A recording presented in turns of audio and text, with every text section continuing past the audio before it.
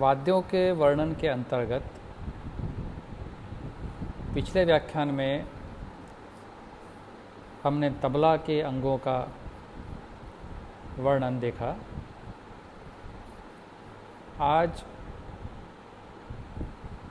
बांसुरी का वर्णन और उसके बारे में जानकारी हम प्राप्त करेंगे। बांसुरी सुशिर वाद्य की श्रेणी का एक महत्वपूर्ण वाद्य है।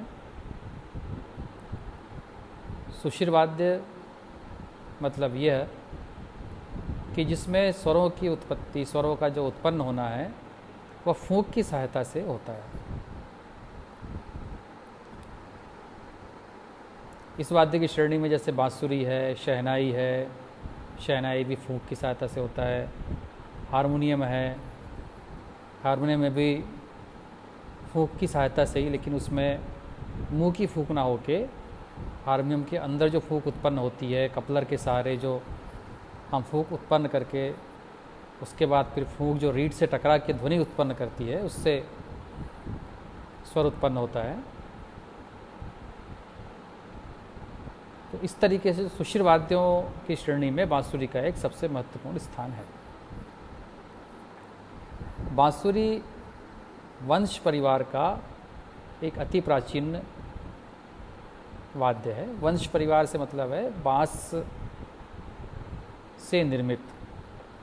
बांस को वंश भी कहते हैं। इस तरह से वंश परिवार का एक प्रमुख वाद्य है। आप जानते ही हैं, भगवान कृष्ण ने अपने अधरों से लगाकर इसे अमृत प्रदान कर दिया है। जहाँ भी बांसुरी का वर्णन सामने आता है, सीधे ही भगवान श्री कृष्ण की छवि अधरों में बांसुरी लिए हुए सामने स्पष्ट होती है। बांसुरी को वंशी, वेणु, मुरली इत्यादि नामों से भी पुकारा जाता है। आजकल बांसुरियाँ कई प्रकार की मिलती हैं। अगर मटेरियल की बात करें, किस मटेरियल की बनती है, किस धातु की बनती है, तो यह धातु की भी बनती है, पीतल की बनती है, प्लास्टिक की भी बनती है सस्ती बांसुरी बच्चों के हिसाब से, और बांस की बनी बांसुरी जो कि शास्त्रीय प्रोग्रामों में या शास्त्रीय कलाकार जिनका उपयोग करते हैं, शास्त्रीय संगीत के कलाकार जिनका उपयोग करते हैं, वो हमेशा बांस से बनी ही बांसुरी का ही उपयोग करते हैं। अब बांसुरी में सरगम या स्वर किस तरह से निकलते हैं, इस बारे में थोड़ा आपको बताता हूँ। बांसुरी में प्रायः 6 छिद्र होते हैं, जिससे स्वर उत्पत्ति की जाती है। एक छिद्र सबसे ऊपर भी होता है, जिसको फूंक मार के वहाँ से आवाज़ निकलती है। बांसुरी भी 2 तरह से बजाई जाती है। एक खड़ी इस तरह से, जिसमें फूंक सबसे ऊपर वहाँ से मारी जाती है फूंक, और एक बांसुरी बजाने का जो प्रचार है वो आड़ी रख के, अधिकतर आड़ी रख के बांसुरी का ही प्रचार ज़्यादा है। और हम जितने कार्यक्रमों में बांसुरी वादन सुनते हैं, उसमें जो कलाकार होते हैं शास्त्रीय संगीत के विशेषकर, वो बांसुरी को आड़ी रखकर ही उसका वादन करते हैं। सीधी रखने की परंपरा लोक गीत के साथ जो लोक वादक होते हैं वो इसका ज़्यादा प्रयोग करते हैं।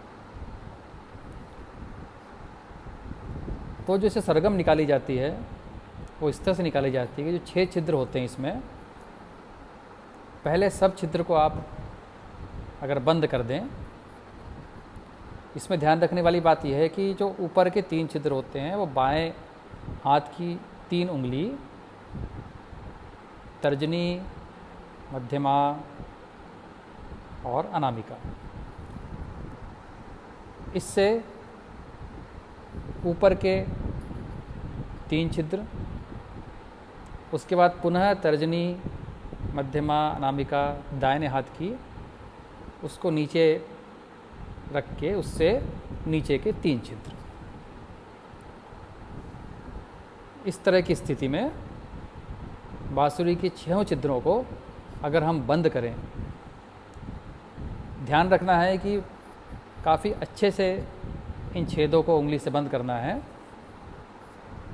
अगर कहीं भी अगर ढीला आ गया, किसी जगह पे थोड़ा गैप आ गया, तो स्वर प्रॉपर नहीं निकल पाएंगे। तो उचित तरीके से पहले हम इनको छेद को बंद करें। तो जब 6 छिद्र बंद होंगे और हम धीमी गति से अगर फूंक लगाएंगे, तो वह स्वर होगा मंद्र सप्तक का पंचम। इसके बाद जब नीचे से एक छेद से उंगली हम हटाएंगे, तब निकलेगा मंद्र सप्तक का ध। नीचे के 2 सुराख अगर खोलेंगे तो निकलेगा नी मंद्र सप्तक का, और नीचे के अगर तीनों सुराख खोल देंगे तो वो होगा मध्य सप्तक का सा।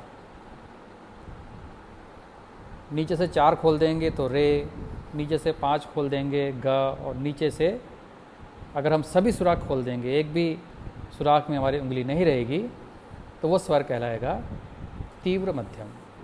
इस तरीके से क्या क्या क्या स्वर निकले इससे? मंद्र सप्तक का प ध नी, उसके बाद सा रे ग और तीव्र मध्यम। इस प्रकार 6 सुराखों से ये 7 स्वर निकले।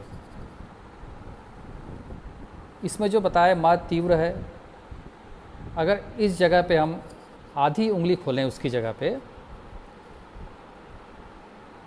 जो सुराख है उसको पूरा ना दबा के सिर्फ आधा ही दबाएं, आधा सुराख खुला रखें, तो उससे शुद्ध मध्यम स्वर की उत्पत्ति होगी।